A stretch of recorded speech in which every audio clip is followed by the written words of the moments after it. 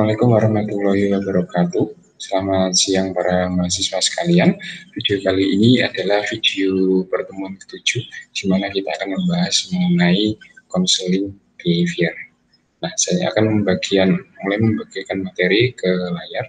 Silahkan disimak. Jangan lupa untuk menyiapkan pertanyaan, menyiapkan ballpoint, dan juga alat tulis untuk mencatat hal-hal yang mungkin tidak saya tuliskan di video ini, namun saya menjelaskan. Nah, konseling behavior. Apa itu konseling behavior? Ia adalah konseling yang berupaya untuk memodifikasi perilaku, ya. Jadi perilaku itu diubah melalui rekayasa lingkungan sehingga terjadi proses belajar untuk mengubah perilaku. Nah, goalnya adalah adanya perubahan perilaku dari yang tadinya perilakunya malas menjadi rajin dengan cara belajar, dengan cara treatment behavior yang tadinya bermusuhan sekarang menjadi damai, itu juga melalui treatment behavior misalnya. Nah, sebelum kita masuk ke teknis konselingnya, kita pelajari terlebih dahulu bagaimana konseling behavior itu dasar-dasarnya. Hakikat manusia menurut konseling behavior, terus kemudian konsep dasar dari konseling behavior itu sendiri, dan seterusnya. Nah, menurut dalam behavior itu ya, manusia lahir itu mempunyai bawaan yang netral, artinya manusia itu bisa berbuat baik, buruk, atau jahat. Atau dalam istilah yang lain ya bolehlah kita sebut bahwa manusia itu kertas putih itu ya. Manusia itu terlahir kertas putih yang kemudian ya tergantung dari lingkungan, tergantung dari bagaimana budaya, kultur, keluarga, ya tetangga, sekolah itu membentuk individu tersebut. Apakah menjadi individu yang berbuat baik, berbuat buruk, dan seterusnya. Kemudian juga manusia itu lahir dengan membawa kebutuhan dasar, makan, minum, istirahat, sandang, pangan, papan, ya, dan itu dipengaruhi oleh interaksinya dengan lingkungan. Nah, kepribadian manusia itu berkembang atas dasar interaksi dengan lingkungannya. Bagaimana kepribadian Anda itu tidak ujuk-ujuk Anda punya pribadi semacam itu, tapi itu adalah hasil akumulasi Anda berinteraksi dengan lingkungan, baik lingkungan keluarga, lingkungan masyarakat, lingkungan sekolah, lingkungan kos-kosan, semuanya terakumulasi dan terpola, pola-pola itu menjadi satu kepribadian.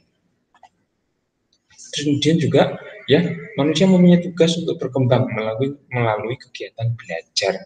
Nah, segala sesuatu ya dalam konseling behavior, KB itu konseling behavior, itu menganggap adalah belajar.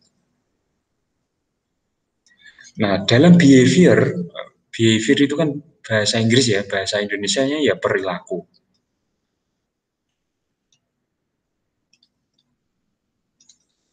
Behavior itu sama dengan perilaku, behavior, perilaku. Nah, dalam teori perilaku ini, segala perilaku manusia itu adalah hasil dari belajar. Kita bisa berjalan itu tidak ujuk-ujuk berjalan, tetapi kita belajar berjalan. Kita bisa ngomong itu juga tidak ujuk-ujuk bisa ngomong, tetapi kita belajar ngomong. Kita pun jatuh cinta itu tidak ujuk-ujuk jatuh cinta, tetapi kita belajar bagaimana mencintai.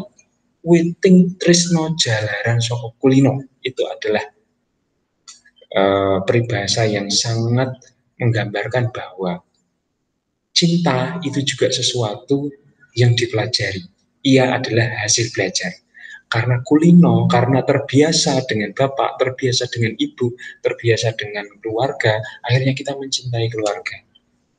Nah, jadi kalau Anda sedang mendekati seseorang, ya bangunlah habit menjadi kulino dengan orang itu kulino dengan Anda, nanti lama-lama juga akan jatuh cinta. Kemudian juga manusia mempengaruhi dan dipengaruhi lingkungan, ya. Tapi pada awalnya, ya Ini lingkungan, ini manusia. Awalnya manusia itu dipengaruhi lingkungan. Tapi lama-lama semakin dewasa, semakin berkembang, manusia juga bisa turut mempengaruhi lingkungan.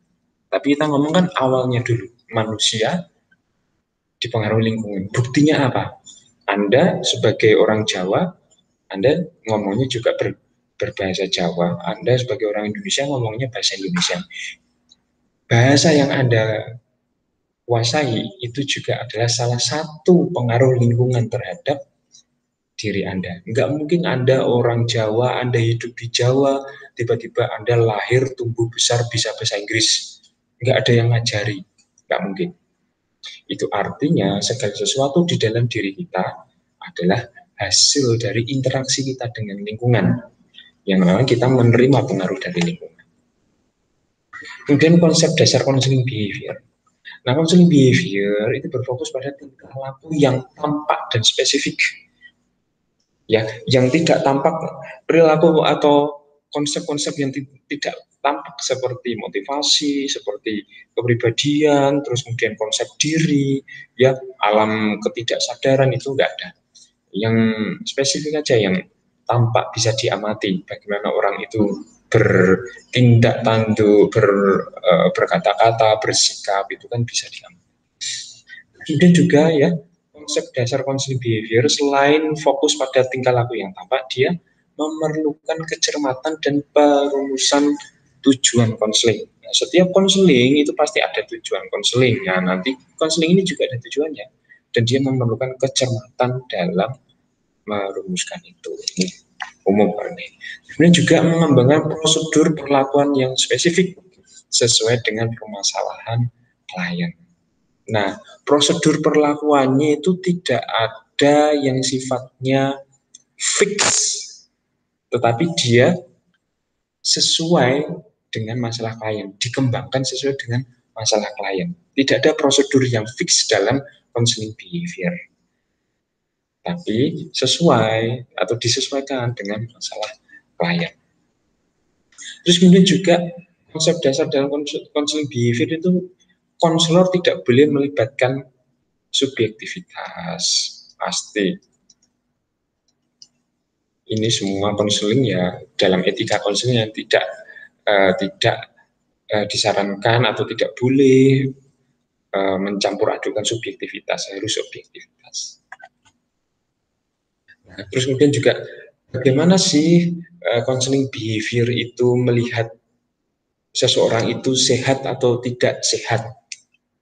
Nah, pribadi yang sehat menurut counseling behavior itu adalah individu yang dapat berperilaku, ini pribadi yang tidak sehat. Jadi orang yang tidak sehat itu adalah orang yang berperilaku tidak sesuai dengan tuntutan lingkungan. Kalau lingkungan Anda menuntut A, ya Anda mampu menyesuaikan diri dengan tuntutan tersebut. Anda nggak boleh telat. Ya Anda bisa memenuhi tuntutan untuk tidak boleh telat.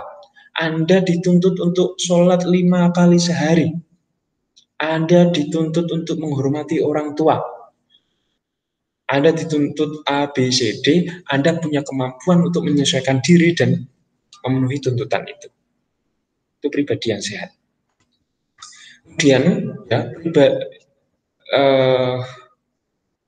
pribadi yang tidak sehat berikutnya adalah pribadi yang tidak mampu ya, dan juga salah paham dalam menanggapi lingkungan dengan tepat, atau secara sederhana dapat dikatakan individu itu tidak bisa menanggapi lingkungan dengan tepat. Contohnya tidak bisa menanggapi lingkungan dengan tepat apa?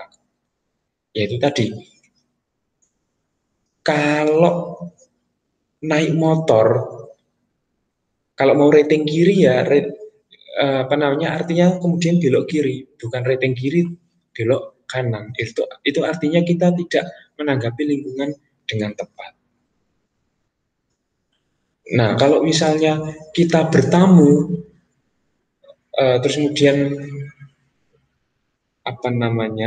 yang punya rumah itu mengajak kita untuk makan, saya siapkan makanan, dan seterusnya. Terus Anda menolak karena apa namanya, Anda tidak suka makanan itu dengan tidak hormat, itu juga Anda gagal dalam menanggapi lingkungan.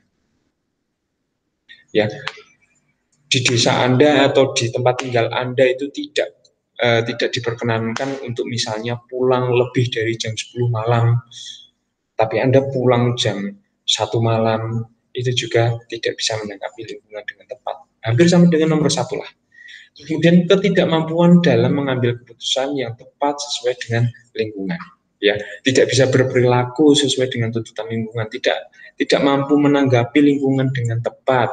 Ya, diajak rapat RT nggak pernah mau, malah mendekam di rumah. Tidak mampu mengambil keputusan yang tepat sesuai dengan lingkungan. Semuanya ini berkaitan dengan bagaimana kita menyesuaikan diri dengan lingkungan. Kemudian juga berperilaku tidak wajar, ya, menurut standar atau nilai norma yang kemudian menimbulkan konflik dengan lingkungan. Jadi tidak hanya perilakunya itu bermasalah, tidak hanya tidak bisa menuruti tuntutan lingkungan, ya, tidak hanya tidak mampu mengambil keputusan yang tepat untuk menyesuaikan diri dengan lingkungan, bahkan ia berkonflik dengan lingkungan.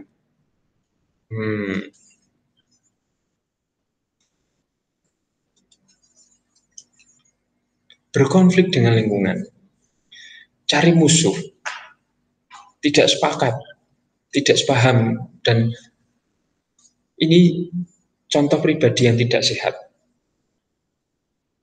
Nah, artinya di orang-orang semacam ini adalah orang yang secara sosial itu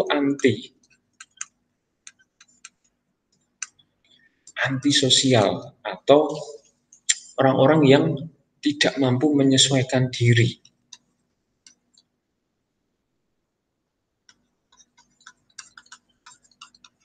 Tidak mampu menyesuaikan diri.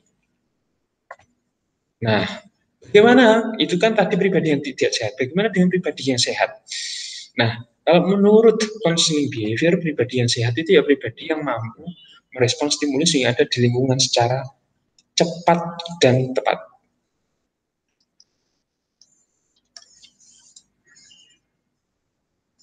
Nah, kalau misalnya di dalam keluarga Anda, orang tua Anda orang tua Anda sedang dalam kesulitan, dan Anda mengetahui orang tua Anda sedang dalam kesulitan, maka Anda mampu memberikan respon yang sesuai dengan yang diharapkan oleh orang tua. Bukan masa bodoh misalnya, bukan justru menghindari dan seterusnya. Terus kemudian juga tidak kurang dan tidak berlebihan dalam tingkah laku memenuhi kebutuhan. Ya, kita semua pasti ingin memenuhi kebutuhan kita, ya. Misalnya dalam pada saat makan di dalam keluarga, ya kita semuanya pasti ingin ambil makan, ambil lauk pauk, ambil minum. Nah, kan kita bisa mengira-ira apakah nasi kita terlalu banyak atau terlalu sedikit. Kita kan bisa mengira-ira kalau misalnya sayurnya kita tidak makan, nanti kira-kira ibu marah atau tidak. Atau kalau misalnya kita benar-benar nggak suka dengan sayur itu, kita tahu bagaimana cara menyampaikan kepada ibu kalau kita tidak mau sayur itu. Nah, jadi tidak kurang, tidak berlebihan dalam memenuhi kebutuhan. Ini juga bertingkah laku tidak mengecewakan diri dan lingkungan. Ini satu hal, mengecewakan diri itu satu hal, mengecewakan lingkungan itu hal yang lainnya. Jadi seperti konsep yang kemarin itu, ya, saya oke, kamu oke. Jadi pribadi yang sehat itu kaitannya selalu dengan tidak mengecewakan diri dan juga tidak mengecewakan orang lain. Terus kemudian juga dapat mengambil keputusan yang tepat atas konflik yang dihadapi. Kalau misalnya kita berkonflik dengan bapak, dengan ibu, dengan saudara, dengan orang-orang di sekitar kita, ya kita solutif. Ya, keputusan yang tepat itu keputusan yang solutif supaya konfliknya itu teratasi. Dan mampu mengendalikan diri. Seharusnya kita marah, tetapi kita nggak jadi marah. kita bisa mengendalikan diri.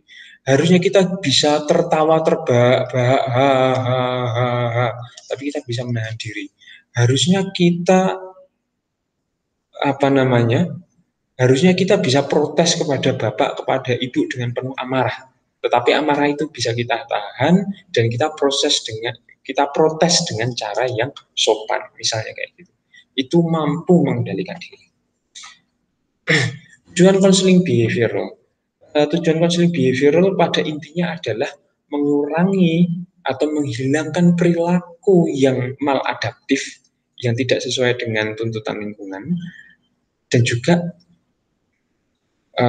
memunculkan perilaku dan kebiasaan-kebiasaan baru. Nah, tetapi ya secara rinci kira-kira gini. Konseling behavioral itu pertama-tama adalah menciptakan kondisi-kondisi baru bagi proses belajar. Proses belajar apa? Proses belajar untuk mengetahui perilaku yang salah, mengetahui kalau itu salah, ya terus kemudian diganti dengan perilaku-perilaku baru. Nah, kalau kita sudah tahu ada perilaku-perilaku yang salah, maka tujuan konseling berikutnya adalah menghapuskan hasil belajar yang tidak adaptif. Sekali lagi, dalam konseling behavior, segala perilaku kita adalah hasil belajar. Nah, maka tingkah laku buruk, kebiasaan buruk, pikiran buruk, sikap yang buruk itu adalah sesuatu yang sifatnya hasil belajar. Maka dari itu, ya tetap itu bisa dihilangkan. Kemudian juga memberi pengalaman belajar yang adaptif, namun belum dipelajari. Nah, ada pengalaman belajar yang adaptif, tapi kan belum dipelajari, maka dipelajari ketika konseling behavior nanti. Terus kemudian juga membantu konseli membuang respon-respon yang lama, membuang respon-respon lama yang merusak diri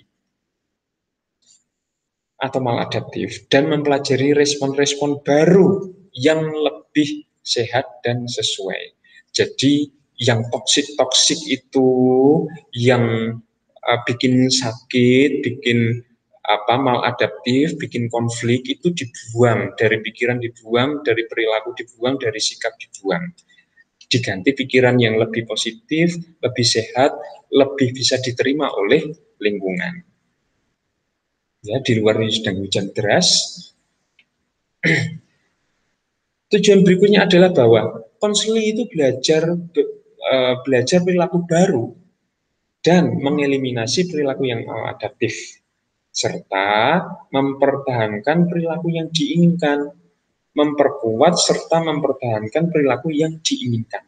Ingat, ini intinya adalah ya menghilangkan perilaku yang toksik, kemudian juga memunculkan habit baru.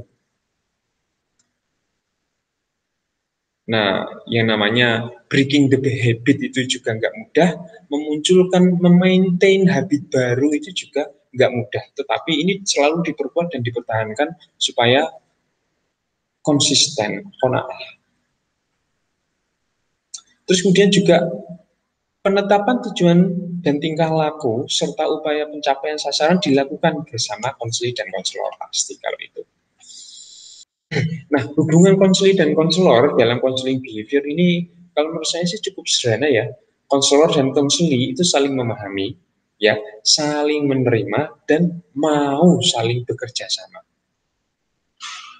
Konselor memahami konseli permasalahannya apa, posisinya seperti apa, dan menerima kok keadaan konseli semacam itu. Begitu juga konseli memahami posisinya sebagai konseli, menerima posisi konselor, dan mau diajak kerja sama oleh konselor. Jelas.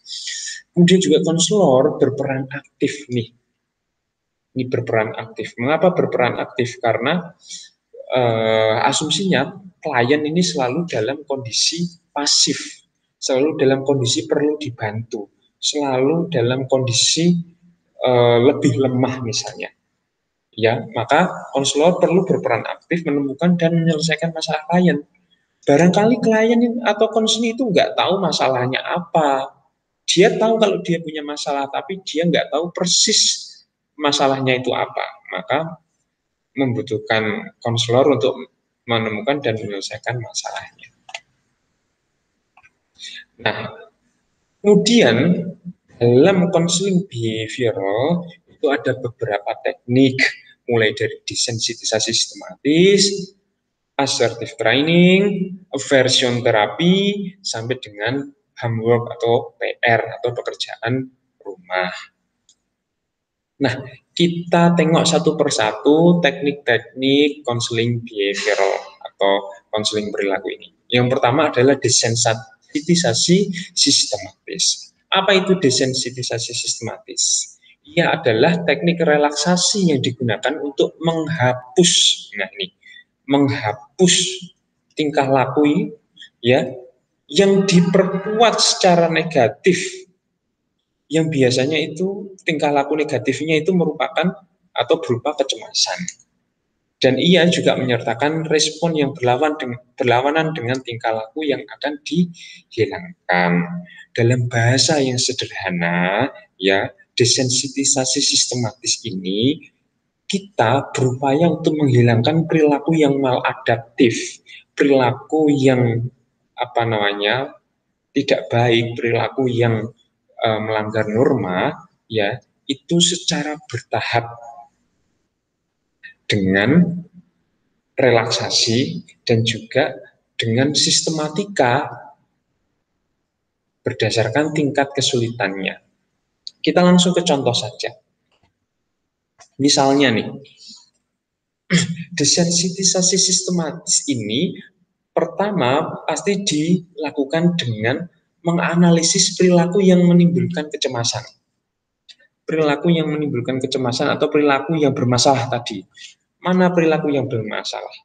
Misalnya, oh, masalahnya adalah orang ini mengalami fobia sosial. Misalnya fobia sosial misalnya ya. Nah, klien mengatakan kalau dia itu begini, yang intinya adalah fobia sosial. Nah, lantas konselor ya bersama konseli menyusun perilaku dari yang kecemasan rendah sampai ke kecemasan tinggi. Kata kuncinya memang pada kecemasan. Nah, kalau desensitisasi sistematis itu untuk menghilangkan kecemasan. Fobia sosial berarti secara sosial dia mengalami kecemasan. Nah, maka berikutnya adalah menyusun perilaku dari yang kecemasannya rendah sampai yang kecemasannya tinggi secara sosial. Kita kasih contoh. Ini adalah contoh perilaku kecemasan sosial atau social anxiety. Ini adalah contoh perilaku yang mengandung kecemasan, mulai dari yang kecemasannya rendah sampai yang kecemasannya paling tinggi. Nah, orang yang misalnya konselor dan konseli, misalnya konseli mengatakan halo pada teman kerja tiap pagi, itu dia sudah merasakan kecemasan walaupun ringan. Terus kemudian juga meminta atau bertanya-tanya, ya, kepo apa yang dilakukan teman kerjanya selama akhir pekan. Itu juga ketoknya kok ngeponi banget gitu ya, sehingga mau tanya gitu tuh cemas atau nggak nyaman atau nggak enak gitu. Nah, terus yang lebih bikin cemas lagi secara sosial misalnya ya mengajak atau makan bersama dengan teman-teman pekerja.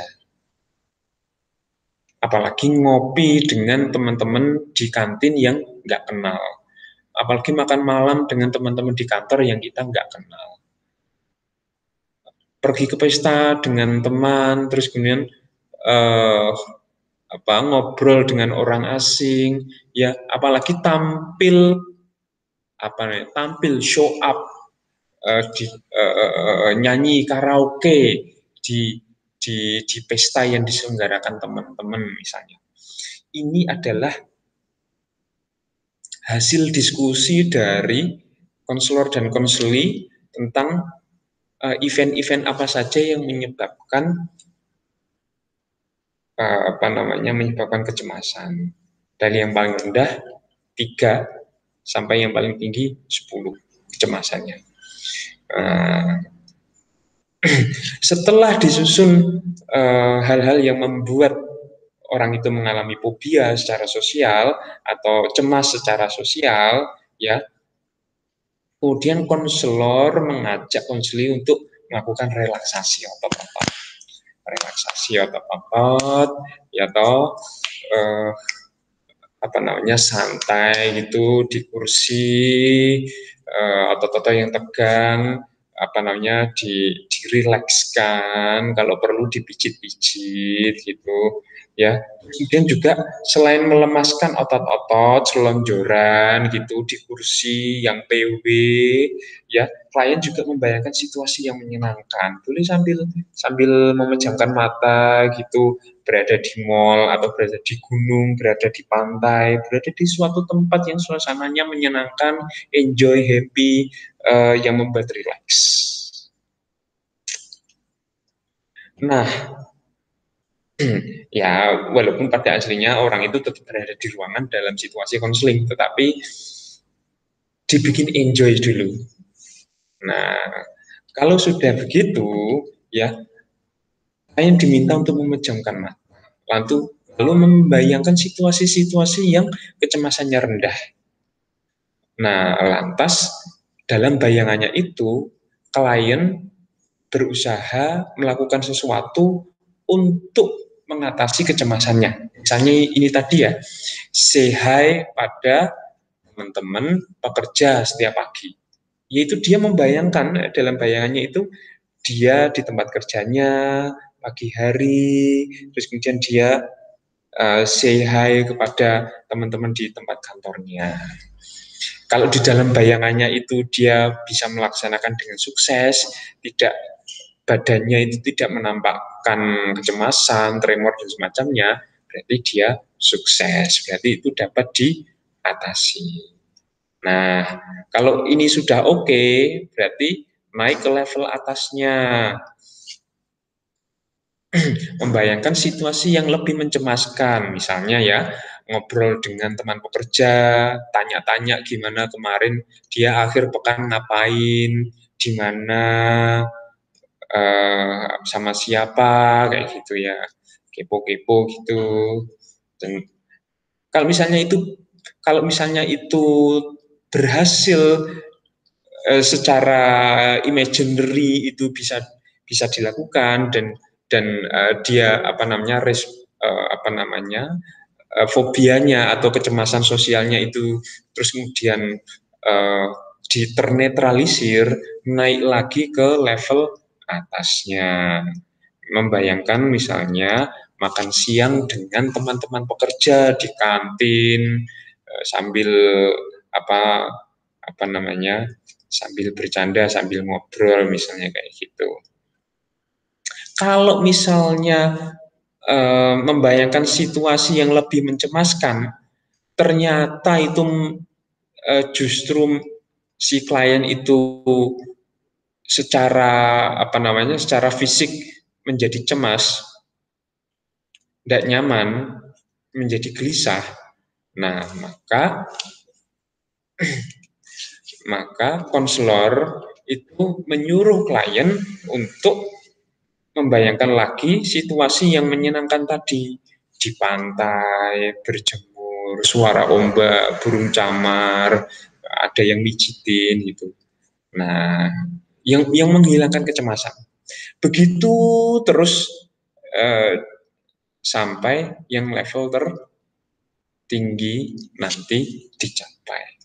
Nah, itu kalau sampai level tertinggi, relaksasi dan juga membayangkan sampai di level tertinggi sudah bisa diatasi, tidak lagi merasa cemas, ya nanti selanjutnya konselor dan klien akan mulai mempraktikkan yang dibayangkan klien itu di dunia nyata. Klien akan dikasih PR sama konselor. Besok kamu di kantor mulai menyapa teman-temanmu. setiap pagi.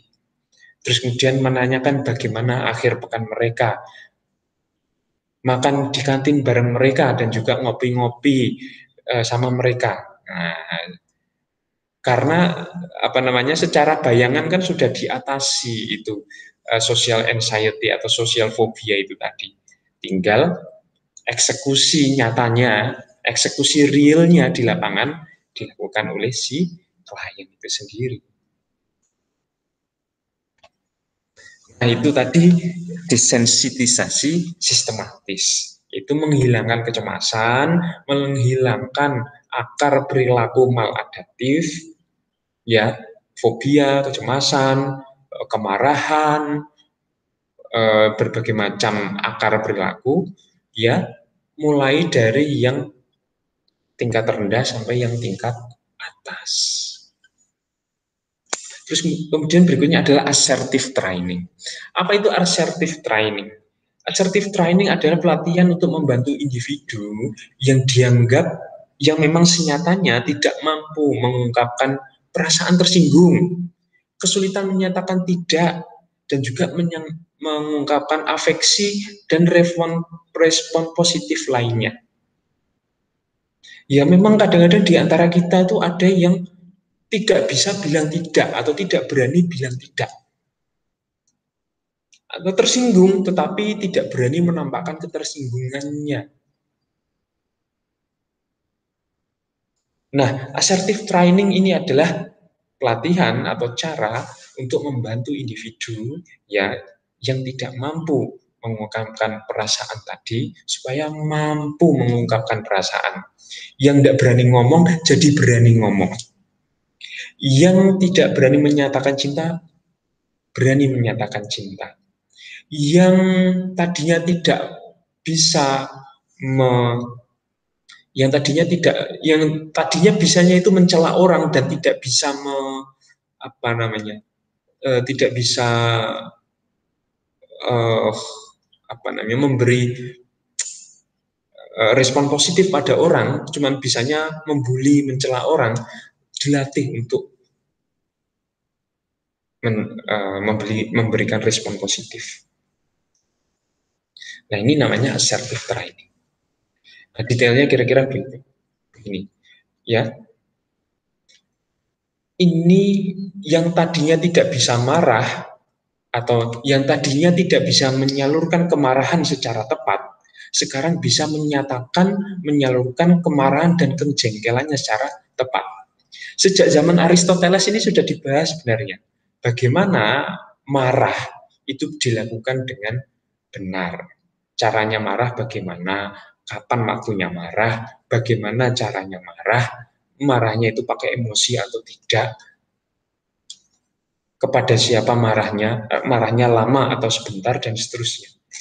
Jadi menyatakan marah itu juga ada seninya, supaya kita sebagai orang yang menyatakan kemarahan itu plong, tetapi orang yang kita marahi itu tidak menerimanya secara berlebihan atau juga tidak secara kurang.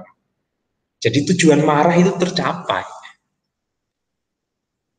Kemudian juga, nah untuk orang yang sopan, sopan itu bagus kan, tapi kalau sopannya itu berlebihan, ya itu justru seringkali dimanfaatkan oleh orang lain kan. Anda pernah merasa begitu enggak sih? Karena kita terlalu sopan, justru orang lain itu memanfaatkan kesopanan kita. Kita disuruh begini, disuruh begitu, enggak berani nolak. Ya karena kita sopan. Terus kemudian yang mengalami kesulitan berkata tidak. Nah, kalau kita disuruh-suruh, kita nggak berani nolak. Kalau kita diperintah, ya kita nurut terus. Cuman bisa bilang iya, enggak, laksanakan, siap bos, dan seterusnya. Tetapi tidak bisa bilang, mohon maaf, saya sedang ada ini, saya belum bisa membantu. Apalagi kalau itu posisinya adalah orang tua dan anak, misalnya kayak gitu. Atau atasan dan juga staff. Wah, itu luar biasa. Tapi kalau dengan teman, antar teman saja kan lebih mudah ya. Terus juga yang tadinya tidak bisa menyatakan cinta. Lah ini yang jomblo-jomblo. Jomblo bukan jomblo visabilillah ya, tapi jomblo karena tidak asertif alias tidak berani menyatakan cinta dan tidak bisa memuji orang lain, menyatakan respon positif orang lain, memuji-muji orang lain. Nah, ini juga perlu untuk dilakukan atau terlibat atau ikut dalam assertive training. Supaya di situ dilatih oleh konselor bagaimana menyatakan cinta. Tidak sekedar teriak I love you, tidak. Tetapi ada teknik, ada cara, ada langkah-langkah yang diajarkan oleh konselor, ya didiskusikan konselor dan konseli supaya pernyataan cinta, pernyataan suka, pernyataan kekaguman itu elegan, apa namanya, bisa diterima dengan baik, tidak norak, ya, tidak nggak karu-karuan. Itu ada seninya. Kemudian juga pada orang-orang yang merasa tidak punya hak untuk menyatakan pendapat, merasa dibungkam, merasa tidak punya, kalau ngomong itu nggak pernah didengarkan, merasa termarginalkan, ya, atau merasa dipinggirkan, diasingkan, kalau ngomong nggak pernah dihargai, tidak pernah didengarkan, merasa tidak punya hak untuk menyatakan pendapat, diem saja. Nah, itu juga membutuhkan pelatihan asertif pelatihan asertif. Gimana caranya? Nah, cara pelatihan asertif itu dengan role play atau teknik tukar peran. Biasanya konselor memainkan peran dan menyeting situasi di mana klien dikondisikan untuk mengatasi kecemasan dan mampu bertindak asertif. Ini ada film yang sangat menarik tentang ini. Nanti coba Anda cari ya, judulnya Anger Management.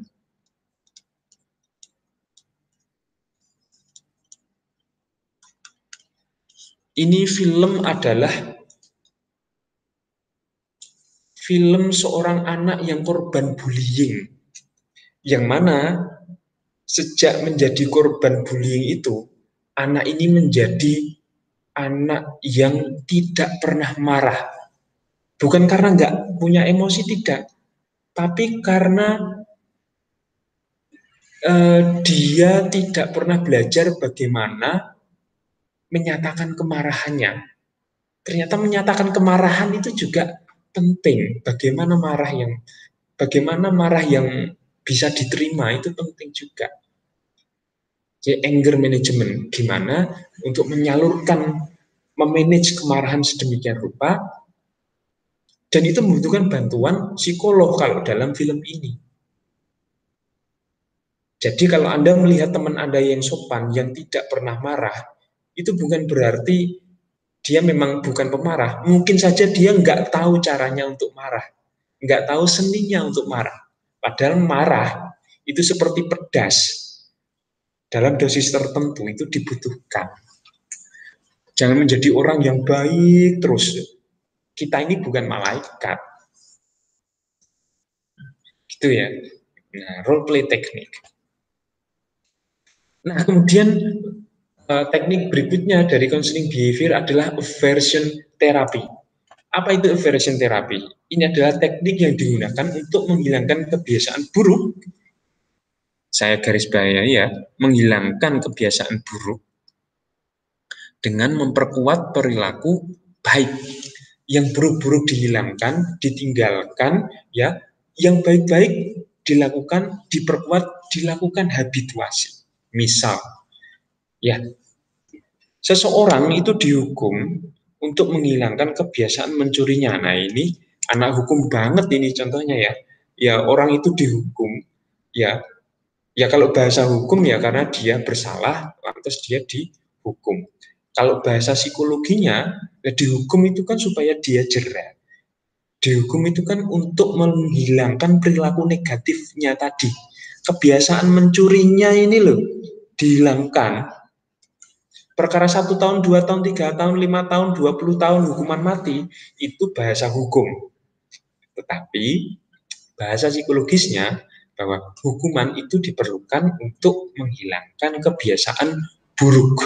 Itu aversion therapy. Jadi praktik peradilan di Indonesia itu ya pada prinsipnya adalah aversion therapy.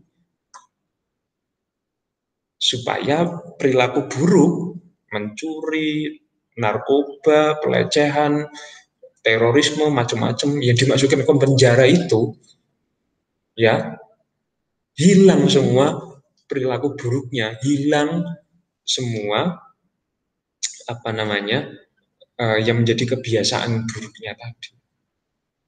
Nanti insaf di dalam penjara, keluar dari penjara, ya sudah menjadi orang yang baik. Karena di dalam penjara sudah dilakukan rehabilitasi, sudah ditumbuhkan kebiasaan baru yang baik. Atau ya, selain menghilangkan kebiasaan buruk, ini adalah untuk memperkuat perilaku baik. Misalnya, seseorang mendapatkan umroh gratis karena kinerjanya. Nah, karena kinerjanya bagus dikasih hadiah umroh gratis. Karena ranking 1 dikasih hadiah HP baru dan seterusnya. Jadi kebiasaan yang baik itu dikasih reward, dipertahankan, dijadikan kebiasaan. Kalau orang beriman akan masuk surga. Kan bahasa agamanya begitu. Kalau orang jahat nanti masuk neraka. Bahasa agamanya kan gitu. Kalau bahasa versionnya ya, kalau apa namanya, kalau melakukan sesuatu yang baik, yang berharga, ya dikasih penghargaan. Kalau melakukan kebiasaan yang buruk, ya dikasih hukuman. Version terapi. Nah, homework ini tadi sudah saya jelaskan sebenarnya. Ini adalah latihan-latihan dari konselor untuk konseli, ya, untuk melakukan sesuatu dalam jangka waktu tertentu.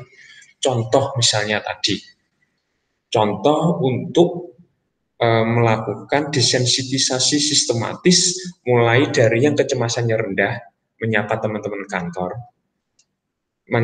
menanyakan atau kepo apa yang dilakukan teman kantornya ketika akhir pekan, sampai perilaku-perilaku yang kecemasan sosialnya tinggi, ya tampil pada saat pesta dan seterusnya. Konselor boleh ngasih homework, ngasih PR kepada konseli semacam itu. Nah, nanti hasil PR-nya itu disetorkan, diceritakan kepada konselor. Nah, contoh lain misalnya ini, menahan diri tidak membantah bila dimarahi orang tua selama 2 minggu. Nah, ini ada PR kayak gini, karena sebelumnya anak ini suka membantah. Orang tuanya berusaha untuk memberitahu, dibantah habis-habisan. Akhirnya dia dipecat jadi anak ya, misalnya kayak gitu. Nah, ini terus kemudian dikasih PR sama konselornya.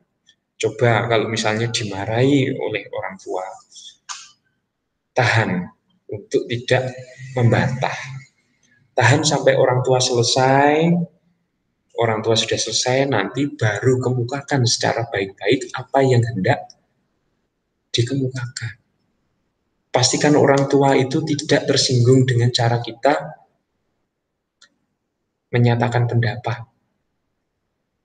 Orang di agama juga sudah membahas itu kan, walaupun kita itu beda pendapat dengan orang tua, kita tetap harus menyampaikannya secara sopan. Jangan sampai mengatakan atau sesuatu yang tidak sopan kepada orang tua. Nah, itu dikasih PR kayak gitu misalnya. Itu adalah homework. Nanti hasilnya dilaporkan ke konselor sebagai laporan agar konselor tahu bagaimana perkembangan konseling yang sedang dilakukan. Nah, itu adalah apa yang kita pelajari dan bisa kita lakukan dengan konseling behavioral. pada intinya dalam konseling behavioral itu ya ada perilaku-perilaku maladaptif yang dihilangkan, sekaligus ada perilaku-perilaku baru yang baik ya yang muncul dan dihabituasi atau dibiasakan, diperkuat supaya terbiasa. Jadi meninggalkan yang buruk, memperkuat yang baik. Itu inti dari konseling behavior. Nah, itu adalah materi hari ini. Terima kasih atas perhatiannya. Kita akan berjumpa lagi pada materi yang lainnya. Selamat siang. Selamat berjumpa di pertemuan yang lain. Assalamualaikum warahmatullahi wabarakatuh.